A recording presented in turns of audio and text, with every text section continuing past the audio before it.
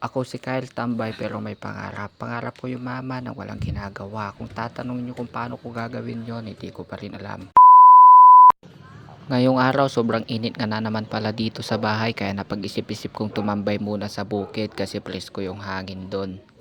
Pero bago ang lahat, tara samahan nyo muna ako maligo para kahit papaano fresh yung katawan nating tumambay.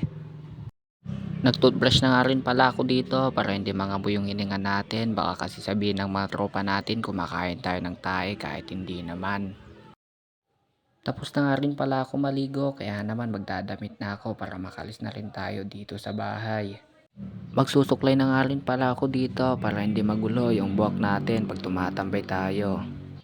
Pagkatapos natin magsuklay, magja-jacket na nga rin pala tayo kasi nga sobrang init sa labas para kahit papano may protection skin natin. Tapos na nga rin pala ako mag-jacket, kaya naman agad-agad na rin ako bumaba dito sa bahay para ilabas tong bike ng aking kapatid kasi nga ito yung gagamitin natin pupunta doon. Nailabas ko na nga rin pala yung bike ng aking kapatid, kaya naman agad-agad na rin ako umalis dito para maaga tayo makarating doon sa tatambayan natin. Sa puntong ito, dito na nga pala ako sa bukid, ngunit medyo malayo-layo pa yung tatambayan natin. Yon mga boss, andito na nga pala tayo sa bukid. Malapit na rin tayo sa tambayan. Saan tayo tatambay? Malapit na rin tayo guys. So, yun mga boss, finally nakarating na rin pala tayo dito sa tatambayan natin. May nangunguryente din pala ng isda dun. May nangunguryente ng isda dun. Pagod ako, sobrang init. Dahil nga napagod ako mga boss, umupo muna ako saglit dito para makapagbukas ng aking iinumin na sito.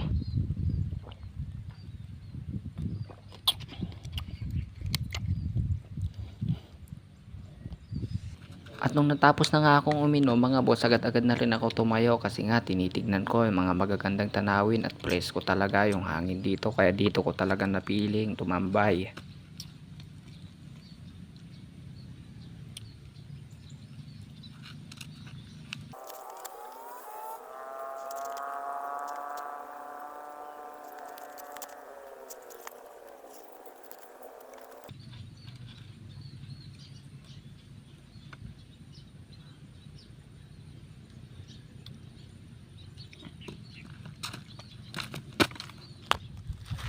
Yun mga boss, hanggang dito na lang muna.